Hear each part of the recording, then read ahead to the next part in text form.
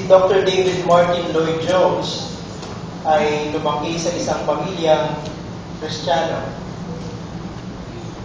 At siya po ay kasama ng kanyang pamilya ay miyembro ng isang denominasyon sa bansang Inglaterra na matawagin ay Calvinistic Methodist Church. And every Sunday, kasama siya ng kanyang pamilya sa pagpunta sa simbahan. Subalit sabi niya sa kanyang biography, minsan hindi niya napakinggan ang pangangaral ng Ebanghelyo.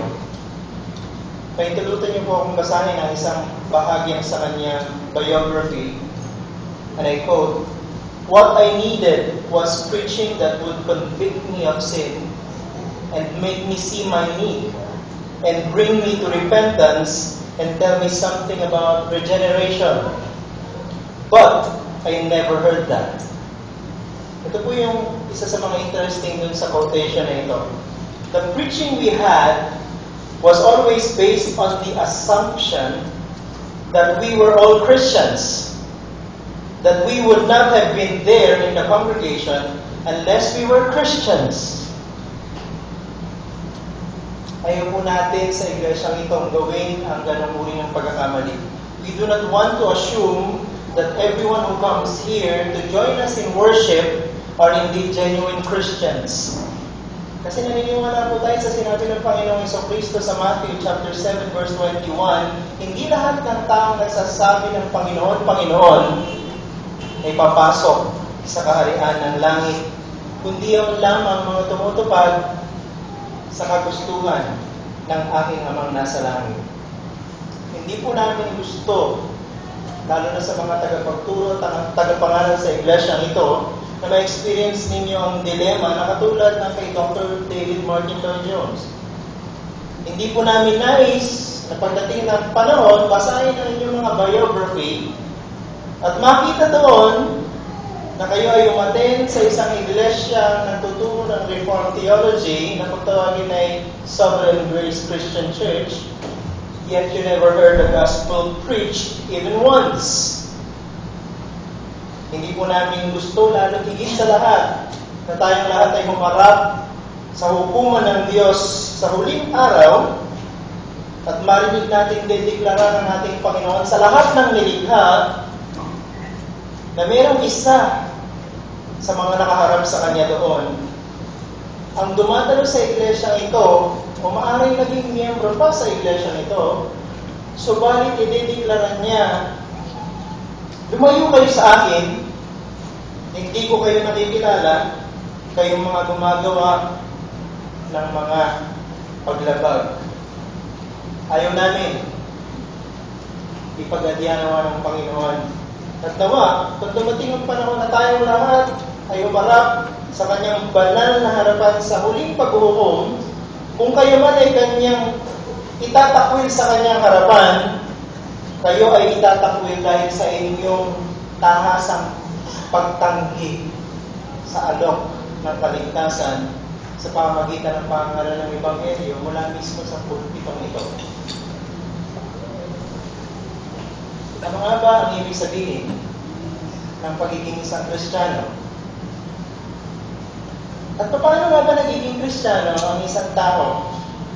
Sa maikling panahon ngayon ang pag-aaral ng salita ng Diyos sa isang talata na ito mula sa Aklat ng Mga Gawa. Pipilitin po natin ang sagutin ang tanong na ito. Sa pagkakataon na ito, ang unang missionary trip ni Apostle Paul tapos na sa Acts chapter 13 to 14. Tapos na rin yung makasaysayang pagpupulong doon po sa Jerusalem o Jerusalem Council kung saan napagkaisahan nila na Hudyo man o Hentil ay haharap sa Diyos hindi dahil sa pagsunod sa kautusan, kundi dahil sa pananampalataya na bunga ng pagliligtas ni Kristo. Sa panahon na ito, bagamat si Pablo at si Barnabas ay nagkasama ng matagal na panahon sa ilang mga missionary journeys, sila ay nagkahiwalay na dahil sa isang lalaki kung tawagin ay si John Mark. By this time, si Lucas at si Timoteo ang kasama ni Apostol Pablo sa kanyang ikalawang missionary journey dito po sa Acts chapter 16. si Paul at sa kanyang kasamahan ay hindi titigil sa anumang kadahilanan. Hindi nila atrasan ang anumang sitwasyon. Basta maipangalan lamang nila ang mabuting balita ng daan ng kaligtasan sa pamamagitan ni Jesucristo. Doon sa chapter 16, verse 7, they decided to go to Bithynia, but the Spirit of Jesus did not allow them.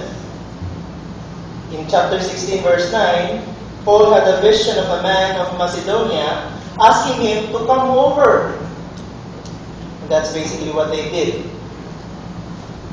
Paul and his team went to Macedonia, and the first city that they entered was the city of Philippi.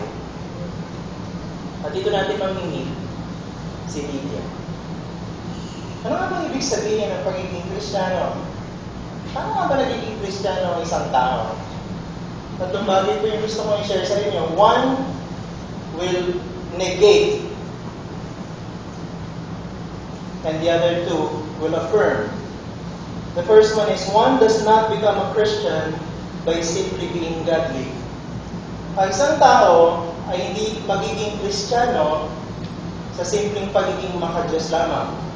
Yan po'y malinaw sa ating binasa sa chapter 16, verse 4, verse 1, first part, verse 14. At nakinig sa amin ang isang babaeng ang pangalan ay Lydia na sumasamba sa Diyos. Si Pablo at ang kanyang grupo, according to verse 13, kung babalik tayo, went out on a Sabbath. So, kustumbre para sa mga Hudyo, sa araw ng Panginihin o sa araw ng Sabat, na sila ay pupunta sa mga sinagoga. Pero sa pagkakataon na ito, walang sinagoga sa Filipos. There was no synagogue in Philippi. Ano nga ba yung synagogue? A synagogue is a group of gathered men. Ang kailangan ay 10 kalalakihan of legal age to gather together in a particular place. Nung pagkakataon na ito, nung sila lumabas sa araw ng Sabat, there were no men gathering. Pero ano yung natagpuan niya? Grupo ng mga kababaihan sa isang lugar ng panalangin. At sila yung maaaring nananalangin ng pagkakataon na yun. Malapit sa ilog. Ngayon pa man, kahit mga kababaihan ang nakita nilang nananalangin sa araw ng Sabat, they joined them. Sumama sila. Isa sa mga babae, ang pangalan ng Lydia. Sino nga ba si Lydia? Interestingly, pinakilala po sa atin ni Lucas si Lydia sa verse 14 sa pamamagitan ng katagang Lydia was a woman, a worshiper of God. Yun yung sinabi sa verse 14. Pero si Lydia po ay hindi Hudyo. Siya po ay isang hentil. Maaaring si Lydia ay na-attract sa Jewish religion, kaya siya naging regular na dumadalo sa mga pagtitipon nito. Perhaps, may nakita siya katotohanan sa Judaism, and this turned into a lingering desire. Lagi siyang present sa mga pagtitipon, sa mga sinagoga para makinig sa pagbabasa ng salita ng Diyos at sa pagpapaliwanag nito. Sumasama rin siya sa mga Hudyo, sa mga sinagoga para manalangin. Since these groups normally gather during Sabbath, sabi dito sa talatang 14, si Lydia ay isang businesswoman. Pero katulad din ng ibang mga Hudyo, sa araw ng pamamahinga, tumitigil sila sa lahat ng uri ng paghahanap buhay. Sabi po dito sa verse 14, siya ay isang mangangalakal na mga telang kulay ube. Diba yun? Telang kulay ube. Sabi po ng mga experts, the purple dye applied to fine linen was obtained from the secretion of shellfish, or yung tinatawag ng mollusks that live in the eastern part of the Mediterranean Sea. Alam niyo kung gano'ng karami ang kailangan nila para sa isang gramong purple dye? They need at least 8,000 mollusks to produce 1 gram of purple dye. So, ano ibig sabihin nun? Ang ibig sabihin nun, the purple dye, o yung the purple cloth, was extremely expensive. Pero take note, kahit siya ay hindi Hudyo, kahit siya ay isang babaeng hentil, na sumasama lang sa mga pagtitipon ng mga Hudyo sa kanilang mga sinagoga, handa siyang magsakripisyo ng malaking halaga para lang sumama sa mga grupong ito. Now tell me, si Lydia po ba sa pamantayan ng tao sa kasalukuyang panahon na hindi matatawag na mga Diyos? She is. Baka nga po siya ay mas mga Diyos pa sa marami sa atin dito sa kasalukuyang panahon. But the point is, being godly is not sufficient to achieve justification before the righteous God. Bagamat si Lydia ay isang babaeng maka-Diyos, hindi ito naging sapat upang siya'y magkamit ng kaligtasan. Lydia, in the eyes of God, is still a condemned sinner, desperately in need of God's mercy. Kailangan pa rin niya ng awa ng Diyos, katulad ng lahat ng tao, Hudyo man o hindi. Ang isang tao, sa panahon natin ngayon, pwedeng sumunod sa mga pamantayan ng relihiyon. At sa paningin ng tao, maaaring sabihin, mga Diyos na nga. Hindi ba si Apostol Pablo nung siya si Saulo pa ng Tarso? Anong sabi doon sa Philippians chapter 3 verse 6? That is his own personal testimony. Ang sabi niya, as to righteousness under the law, anong sinabi niya sa kanyang sarili? Blameless. Kung sa pagsunod sa kautusan, ang sabi niya po sa Pablo, walang maipipintas sa akin. So in Judaism, Saul of Tarsus was scoring hundreds. Perfect.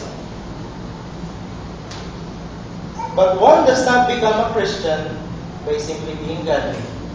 One does not become a Christian by simply being religious. One does not become a Christian by simply becoming a member of a church.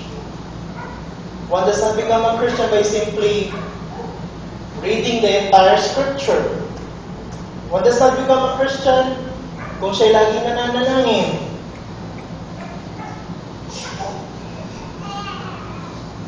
The Lord Himself, the Lord Jesus Himself made it clear in Matthew chapter 5 verse 20, unless your righteousness exceeds that of the scribes and Pharisees, you will never enter the kingdom of heaven. What was the point of the Lord Jesus? Ito mga skriba at mga Pariseo, outward appearance as to submission to the law, blameless. Pero yung kanilang pagiging matuwid, ay matuwid lamang sa harapan ng tao. Pero hindi pagiging matuwid sa harapan ng Diyos na banal. Siguro ang pinakamagandang example dito na naalala ko sa Mark chapter 10. Samahan niyo po ako sandali. Sa Mark chapter 10, verses 17 and following. Familiar po itong kwento na ito sa marami sa atin. Nais ko pong basahin sa atin. Mark chapter 10 verse 17. Nang siya'y naghahanda na sa kanyang paglalakbay, may isang lalaking patakbong lumapit sa kanya at pagluhod sa kanyang harapan siya'y tinanong, mabuting guro, ano ang dapat kong gawin upang magmana ng buhay na walang hanggan? Verse 18. Sinabi sa kanya ni Jesus, bakit tinatawag mo akong mabuti? Walang mabuti kundi ang Diyos lamang. Nalalaman mo ang mga utos. Huwag kang pumatay. Napansin niyo po ba yan? Let's stop for a moment. When this rich young ruler approached the Lord Jesus Christ, ano yung question niya? How can I inherit the kingdom of God?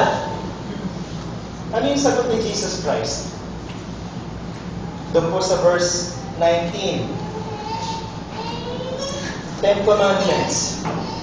Kasi niyon, bakit ang tinatanong ng rich young ruler, ano yung paraan para makamit ko ang buhay na walang hanggan? Ang sagot ng Panginoon ng 10 utos. Ang sabi niya sa verse 19, Nalalaman mo ang mga utos, huwag kang pumatay, huwag kang mangangalunya, huwag kang magnanakaw, huwag kang sumaksi sa kasinungalingan, huwag kang mandaya, igalang mo ang iyong ama't anak. Ina, sa verse 20 sabi niya, nagawa ko na lahat yan. As to the law, blameless ako. Blameless ka ba? Anong sabi ni Jesus Christ sa verse 21? Si Jesus pagtingin sa kanya, ay minahal siya at sinabi, isang bagay ang kulang sa iyo. Kumayo ka, ipagbili mo ang lahat at ibigay mo ang salapi sa dukha at magkakaroon ka ng kayamanan sa langit at pumarito ka, sumunod ka sa akin. Subalit, siya'y naglumo, sinabi nito, na siya'y umalis sa talungkot sapagkat siya'y marami ari-arian. Sabi sa ibang translation, sapagkat siya'y mayaman. Perfect nga ba yung rich young ruler? Hindi. Yung pong Ten Commandments, kung aaralin po ninyong mabuti, maahati sa dalawa. Diba? Paano sinamarize ni Jesus Christ yun? Ibigin mo ang Panginoon mong Diyos ng iyong buong puso, buong isip, buong kaluluwa, ng iyong buong pagkatao. Ikalawa, ibigin mo ang iyong kapwa gaya ng iyong pag-ibig sa iyong sarili. Kung verse 19, yun po yung second tablet of the law. As to my relationship to my fellow men, walang may pipinta sa akin. Pero yung sinabi ni Jesus Christ sa kanya sa verse 21 and 22, yun yung first part of the law. Sa mata ng tao, wala kang kapintasan. Pero sa mata ng Diyos, meron. I think yun yung gustong sabihin ng Panginoong Jesucristo sa encounter na ito. Kung naghahanap ang isang tao ng kaligtasan, kailangan muna niyang maintindihan na isa siyang makasalanan. Diba sabi sa Romans chapter 3 verse 23, ang lahat ay makasalanan. At ang karapat-dapat na parusa sa kasalanan, kamatayan. Therefore, lahat tayo dapat maparusahan ng kamatayan. Ang lahat ng tao na naghahanap ng kaligtasan, kailangan humarap sa 10 kautusan upang makita niya ang kanyang pagiging makasalanan. Dahil kung hindi niya makikita na siya isang makasalanan, hindi niya makikita na kailangan niya ng awa ng Diyos. At kung hindi niya makikita ng awa ng Diyos, na Diyos lamang ang may kakayahan para iligtas siya sa kanyang desperadong sitwasyon, hindi siya maghangad ng buhay na wala hanggan. 2 Corinthians chapter 13 verse 5, yan ang sinabi ni Apostol Pablo. I think this applies to everyone. Sabi ni Apostol Pablo, sa 2 Corinthians 13:5, particularly yung first part, and I would like to challenge everyone dito po sa verse na ito. Sabi po ni Apostol Pablo, siyasatin ninyo ang inyong sarili, subukan ninyo ang inyong sarili kung kayo'y nasa pananampalataya. Para sa atin lahat itong talatang ito. Siyasatin ninyo ang inyong sarili at tiyakin ninyo kung kayo nga ay nasa pananampalataya. The preaching of the gospel calls everyone to turn to himself and question himself. Bakit ako nandito ngayon sa church? Do I consider myself a Christian? What made me a Christian? Do you consider yourself godly? Ang pagiging maka-Diyos mo ba ay sapat upang tanggapin ka ng Diyos sa kanyang sarili?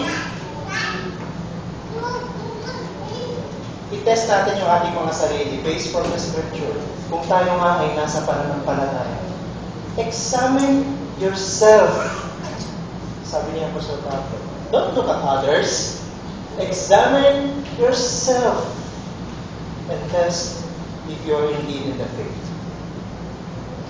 Pangalawang bagay, one becomes, ito po yung nag-affirm, one becomes a Christian when God intervenes. when God intervenes.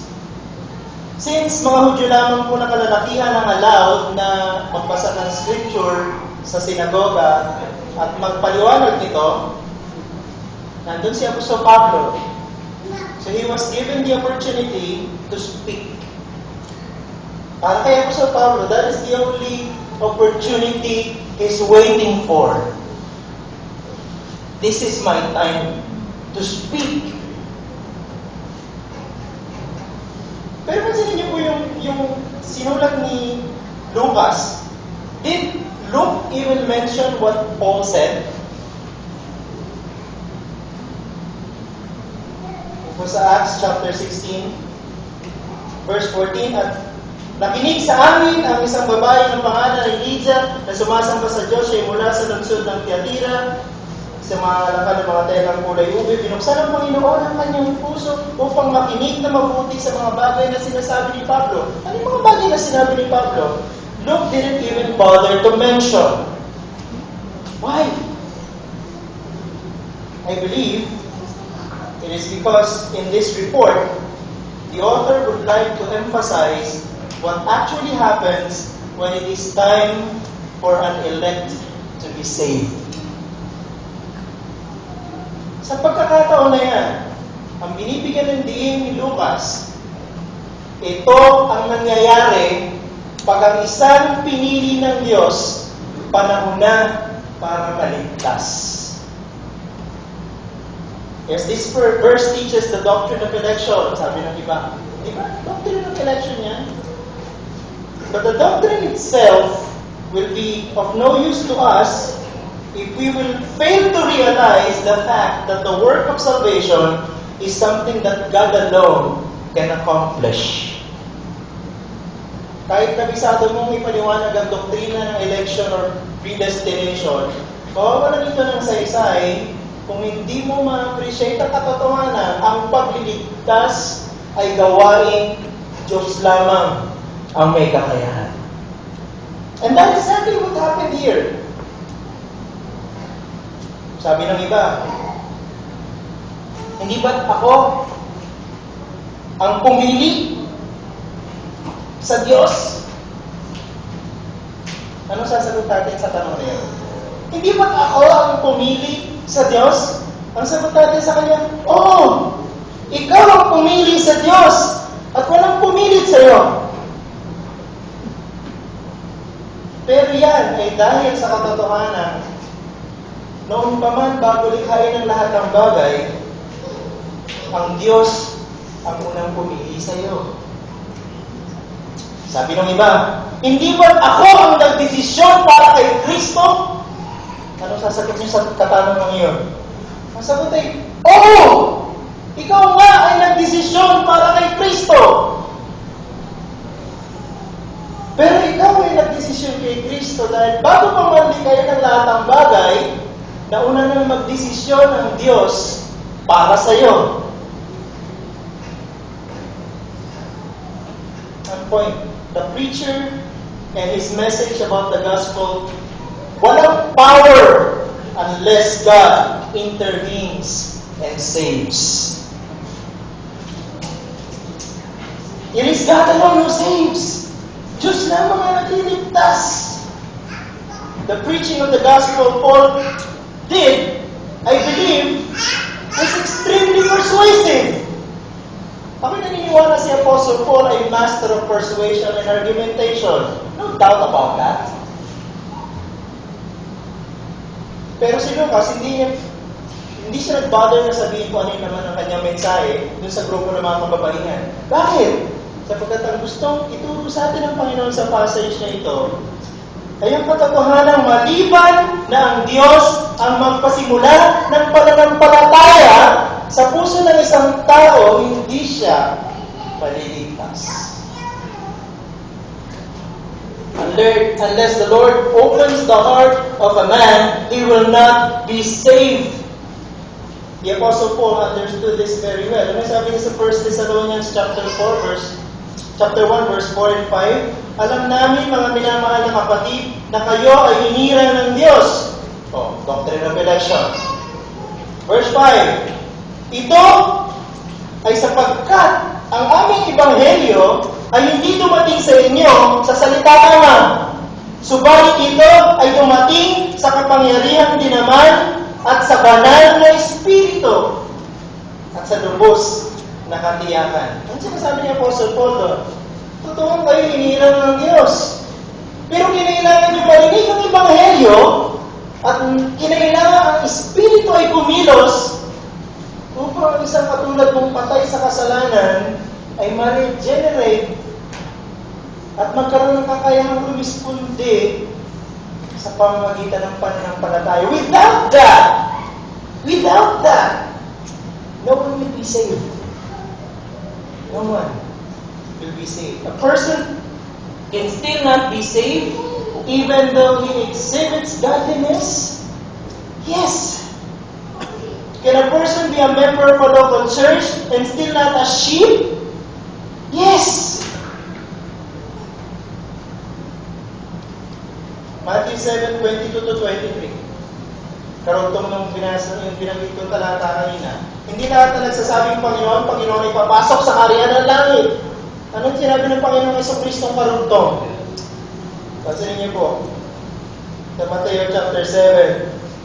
Verse 22-23. Sapagkat sa araw na iyan ay maraming magsasabi sa akin, Panginoon, Panginoon, hindi ba sa iyong pangalan ay naghayag kami ng salita? Nag-preach kami, katulad ng mga propeta, at sa iyong pangalan ay nagpalayas kami ng mga demonyo, at sa iyong pangalan ay gumawa kami ng maraming himala. They performed miracles because of the name of Jesus. Verse 23. Pagkatapos na ipapayag sa kanila, hindi ko kayo nakikilala, lumayo kayo sa akin, kayo hindi kumikilala sa kautusan ng Diyos. Posible para sa isang tao na maramdaman niya lahat ng biyaya na dapat na-enjoy ng isang tunay na mananampalataya, pero hindi siya ligtas. Sapagkat kinakailangan na ang Diyos mismo ang magligtas sa Kanya.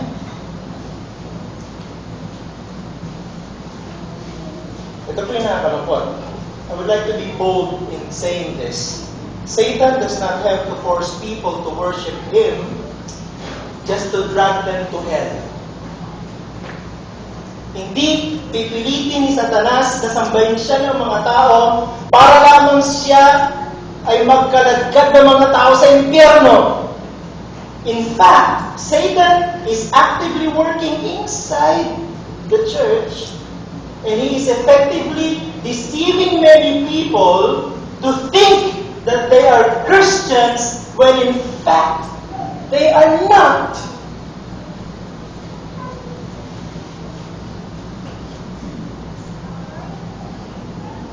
Hindi na kailangan lumabas ni Satan para lamang magdala ng mga kaluluwa sa impyerno. Kahit sa loob ng church, kaya niyang linlangin ang isip ng tao at paniwalain sila na sila'y Kristiyano pero ang totoo hindi. Sabi niya po sa Paul, let us examine ourselves if we are indeed in the faith. Dahil bukas siya sa katotohanan na baka hindi. So, hamon ko po sa ating lahat na nandito ngayon. I will not assume that all of you are Christians. Pero ang invitation ng gospel is for everyone. Go to God, repent of your sins, and beg God for His mercy to save you. Lumapit ka sa Diyos ngayon, magsisi ka sa iyong kasalanan, at humingi ka sa Diyos ng awa na siya mismo ang magligtas sa iyo. There is nothing we can consider the greatest blessing than the opportunity to listen to the preaching of the gospel. We hear that every Sunday here from this very pulpit. Sabi nga sa Romans chapter 1 verse 20, yung mga tao sa pagmamasid lang sa kagandahan ng kalikasan, makikita nilang mayroong Diyos. Diba sa kanina sa Sunday school, sa pag-aaral natin, God created everything. And as creatures, we are responsible to God. And by looking at creation, we can learn that there is a creator. And if there is a creator, and if we are mere creatures, how are we related to Him? The clear preaching of the gospel should give us more understanding that we are condemned before the court of God, and unless the Lord extends His mercy to us, we cannot be saved. Kailangan nating lahat ng awa ng Diyos para tayo maligtas. Pangatlong bagay, one becomes a Christian once he responds appropriately to the gospel. Oo, ang Diyos ang nagpapasimula ng pananampalataya para isang tayo maligtas. Pero ang tao kailangan rumisponde sa panawagan ng Ebanghelyo.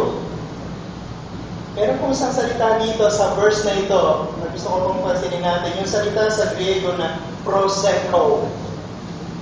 Pay attention. Di ba sinabi ni Apostle Paul yun? Ni Lucas. Binuksan ng Panginoon ang kanyang puso upang makinig na mabuti. Yung pong makinig na mabuti sa Grego ay proseko. Dalawang bagay po yung gusto ituro sa atin ng word na ito.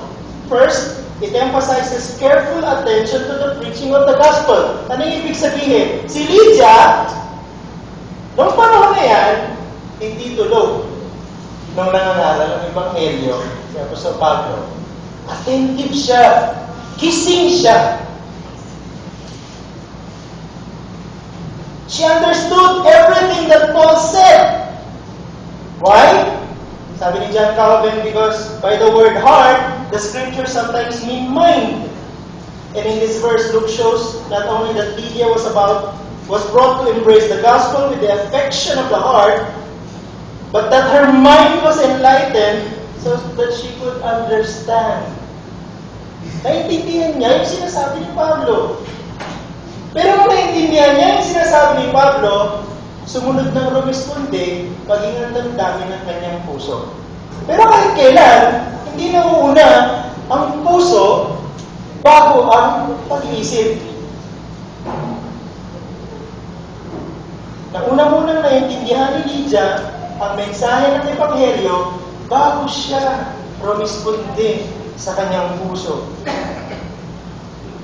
Pangalawang bagay sa ibig sabihin ng proseko, it teaches us the possible implication of agreement. Diba sabi ko po, one becomes a Christian once he responds appropriately to the gospel. There should be agreement. E yung salitang yun, nagbibigay ng emphasis sa agreement. When God intervenes in the preaching of the gospel, the mind will be open to understand and the emotion will follow and it will flow naturally, pero hindi natatapos doon. The effectiveness of the preaching of the gospel through the power of the Spirit will result to an appropriate response.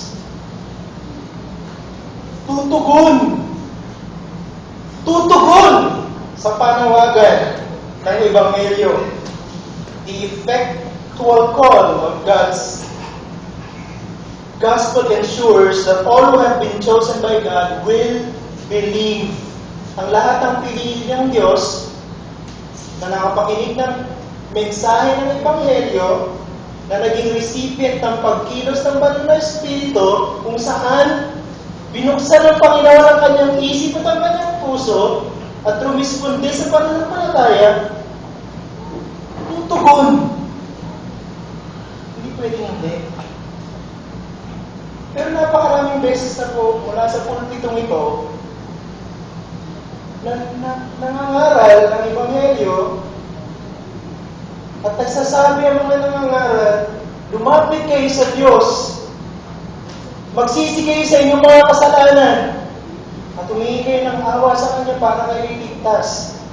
Pero ang tanong, ikaw ba may rumisponde na sa panawagan yun? Hanggat hindi ka rumiresponde sa pananampalataya, sa panawagan ng Ebanghelyo, hindi mo po pwedeng sabihin, Kristiyano ka na. Hindi mo po pwedeng sabihin, ligtas ka na. The true evidence of the power of the gospel is when a person responds in saving faith. Lydia was a devout Gentile. Nakikinig siya regularly sa pangangaral ng salita ng Diyos, sa pagbabasa ng kasulatan. But still, kailangan niya pa rin marinig, di ba? Ang Ebanghelyo sa pamamagitan ng pangaral ni Apostol Pablo sa kanya. At saka lamang siya naligtas nung siya yung responde sa pangaral ng Ebanghelyo. It is the design of God to call His elect unto salvation by responding to the preaching of the gospel. Romans 10, 14, 17. Pero ito yung gusto kong banggitin ito sa part na ito. Have you noticed? Hindi lang po si Lydia yung babae sa grupong yun. Marami sila. Sabi isa lamang siya doon sa mga babae sa grupo. Pero nung nangaral ng Ebanghelyo si Pablo, si Lydia lamang ang rumesponde at nanampalataya. It is not enough to just listen to the preaching of the gospel to make one a Christian. Hindi sapat. Baka marami po sa atin dito narinig lagi ang pangaral ng Ebanghelyo. Hindi po sapat yun para sabihin kay Kristiyano na. Si Lydia, nakinig siya sa Ebanghelyo, katulad din ng ibang mga babae. Nakinig sila sa pangaral ng Ebanghelyo, pero si Lydia, rumisponde siya sa pamamagitan ng pananampalataya. Hindi po garantiya na pag nagtaas ka ng kamay, o mag-forward ka, o sinulat mo yung date sa Bible mo, ng iyong decision for Christ, may assurance ka ng salvation. Dahil ito isa sa mga ginagamit ng kaaway sa kasalukuyang panahon para i-deceive ang church. Hindi ako magtataka. Hindi ako hihingi ng tawad sa sasabihin ko. Hindi ako magtataka. If many churches today are full of people who think that they are Christians, but are actually not. Because they are being deceived by the devil. At by simply raising their hands, or coming forward, or putting the date on their Bibles, they're already Christians. How did Lydia prove her faith? Parang pinatunayan ni Lydia na siya ay Kristiyano nga. Doon po sa verse 15. Nang siya'y magpabautismo kasama ng kanyang buong sambayan. She was baptized. Baptism does not save, but one who has truly experienced saving faith will naturally obey the Lord who commanded the believers to be baptized. Kung talagang ikaw ay rumisponde sa biyaya ng Diyos sa kanyang panawagan ng kaligtasan, susunod ka sa kanya. John chapter 3 verse 36. Gusto mo mag-close dito sa verse na ito. Madalas hindi natin nakikita itong verse na ito. Maaaring nababasa natin pero nalalagpasan lamang natin. 1 chapter 3 verse 36. Ang sumasampalataya sa anak, tingnan niyo po mabuti, ang sumasampalataya sa anak ay may buhay na walang hanggan. Ngunit, ang hindi sumusunod sa anak ay hindi makakikita ng buhay, manapay mananatili sa kanya ang puot ng Diyos. Sapatin niyo. Ang sumasampalataya ay may buhay na walang hanggan. Ngunit ang hindi sumusunod sa anak ay hindi makakita ng buhay. Bakit hindi sinabi? Ang hindi sumasampalataya sa anak ay hindi magkakaroon ng buhay. Bakit sinabi ni Apostol Juan ang hindi sumusunod sa anak? Sapagkat yung kung mga nananampalataya sa anak ng Diyos, sumusunod sa Kanya. Ito po yung nagtuturo sa atin that obedience to Jesus is the natural fruit of genuine faith. Unless you understand that you are desperate in your sins, and God alone is your hope for salvation, you will not believe. Pero yung katotohanan, ma-realize natin at maunawaan natin na tayo desperado sa kasalanan, ay habag o awa pa rin ng Diyos. Kailangan pa rin natin ang awa ng Diyos. Maaaring nandito kayo, listening to the preaching of the gospel, but have you responded appropriately to the gospel? Tumugon na ba kayo? Do you understand what sin is and what the gospel offers para masolusyonan ang kasalanan mo? Ano man ang kasalanan ng tao, isa lamang ang solusyon. Ang nangyari na sa krus ng Kalbaryo, namatay si Kristo, inilibing at muling nabuhay, yun ang solusyon sa ating kasalanan. Anong mang uri ito?